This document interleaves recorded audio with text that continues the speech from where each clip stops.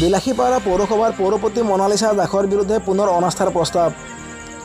পৌৰসভাৰ 14খন ৱাৰ্ডৰ 6গৰাকী ৱাৰ্ড সদস্যই আনিলে এই অনাস্থাৰ প্ৰস্তাৱ।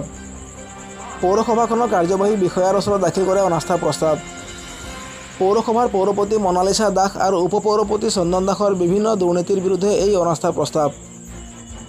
পূৰ্বেও একাধিক দুৰ্নীতিত জড়িত থকাৰ অভিযোগত বিলাসীপাড়া পৌৰসভাত অনাস্থা প্ৰস্তাৱক লৈ সৃষ্টি হৈছিল বিশৃংখল পৰিৱেশ। বিলাসীপাড়া পৌৰসভাখন বিশেষ এখন ৰাজনৈতিক পৃষ্ঠপোষকতাত চলাৰ অভিযোগ একাংশ সচেতন মহলৰ। ৱাৰ্ড সদস্যসকলে নিজৰ স্বাৰ্থসিদ্ধিৰ বাবে পৌৰসভাত লেতেৰা ৰাজনীতি কৰাৰ অভিযোগ। পৌৰসভাৰ বিভিন্ন দুৰ্নীতিৰ বিৰুদ্ধে অসমৰ মুখ্যমন্ত্ৰী হিমন্ত বিশ্ব শৰ্মাৰ লগতে এক উচ্চ পৰ্যায়ৰ তদন্তৰ দাবী জনায় স্থানীয় সচেতন মহলে। News desk report, any express.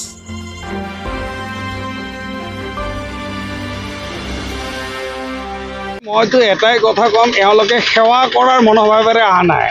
এওঁলোকে কৰিছে চাকৰি আৰু লুটৰাজ।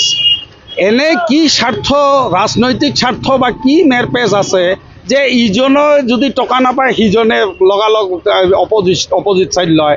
আৰু এই সদায় যদি এনেকৈ আমাৰ ৰাইজৰ টকাৰে কৰ সংগ্ৰহ কৰি তেওঁলোকে চলাই আছে, তাত তেওঁলোকৰ খোৱা কামৰা কিহৰ যে আজি এইটো পাৰ্টি কালি সিটো পাৰ্টি তেওঁলোকে কৰি আছে, বিৰুদ্ধাচৰণ কৰি আজি এটা কমিটি কালি এটা কমিটি, তেনেকৈ এখন সুস্থ টাউনৰ এটা পৌৰসভা কেতিয়াও নচলে।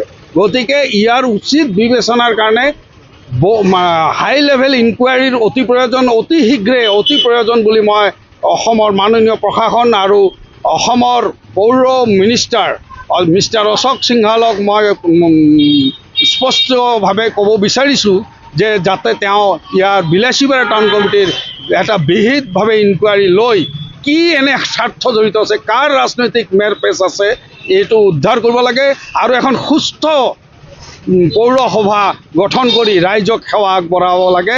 এইটোৱেই মোৰ কৰণীয় কথা।